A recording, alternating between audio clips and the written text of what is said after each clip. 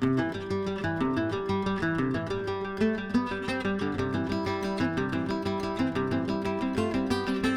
sometimes I think I could be mistaken for a nerd or a geek, because I love places like this, railway stations, and there are some good reasons for that.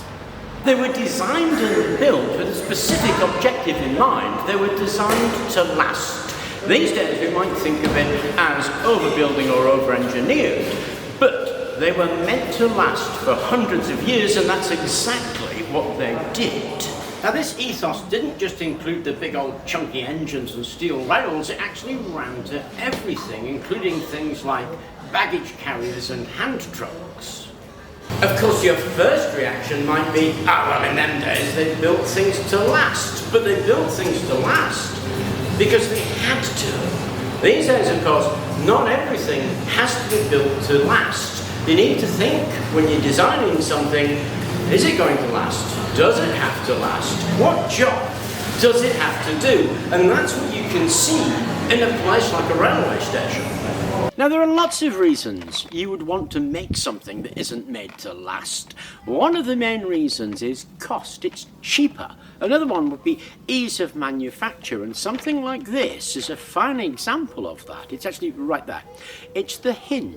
That hinge is a flap hinge, and all it is a thinning of the material, allowing it to bend in the same way as a piece of paper. It's just made thinner so it bends easier.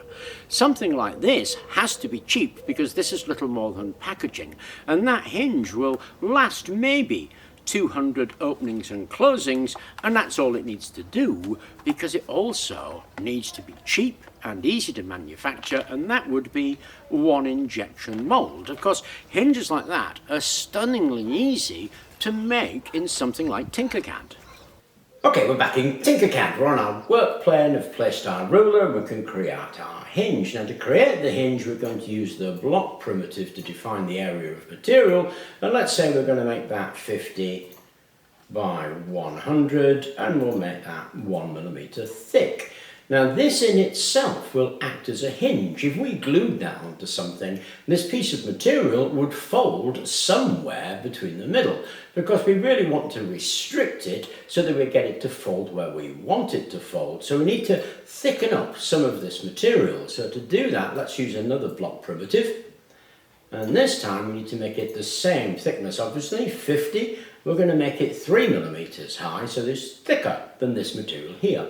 This material is 100, and we want it to bend somewhere in the middle. So if we make that round about 46, then we should get that to happen. We can place that on here using our align tool, so highlight them all, click the one you want to align to, and then we'll get our thicker material hinge right there, so there'll be fold there in preference to there.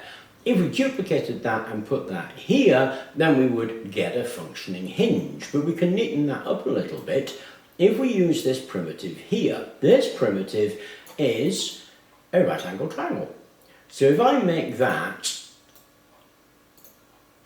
3 high by 3 deep, then I'll maintain the right angle right there, and of course it's 50 long, so we put that as 50. Then we've got a piece that we can actually insert into here by clicking that.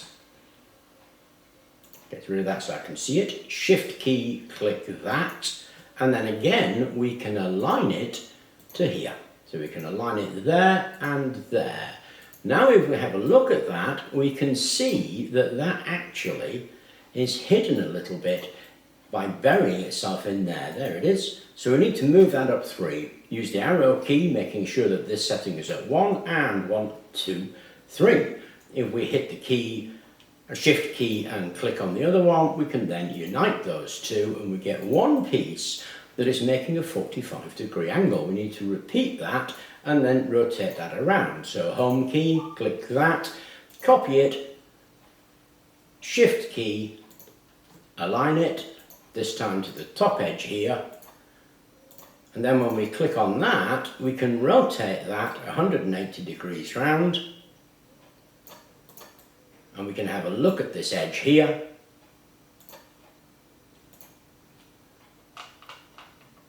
And we can see what we've got is an angle here and here.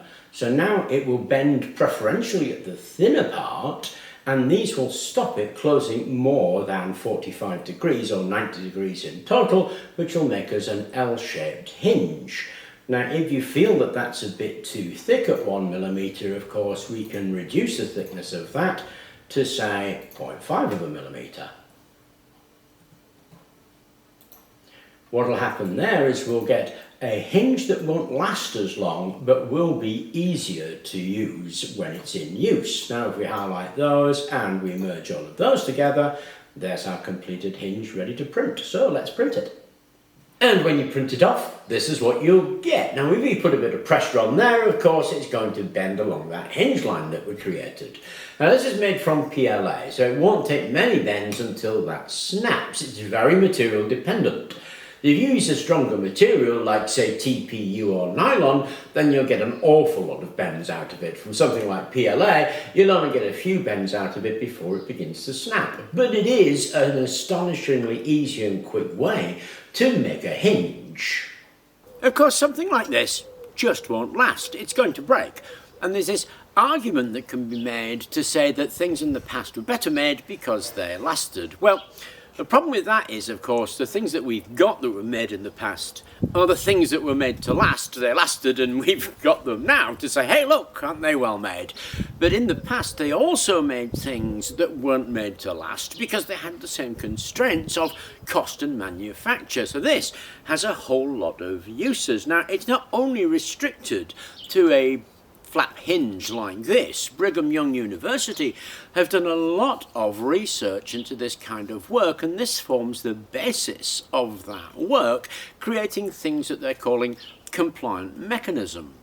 And compliant mechanisms can range for things like springs, toggles, switches, and even the world's smallest Nerf gun that was created by Brigham and taken up by Mark Rober, where it became an extremely popular thing to have a look at, based on compliant mechanisms. And compliant mechanisms are based on this idea of the flap hinge. Anyway, I thought I'd share that with you because they're astonishingly easy to make, and as long as you bear some of the restrictions in mind, they can be an awful lot of fun. I hope you enjoyed the video. Thank you very much for watching, and please do remember to like and subscribe.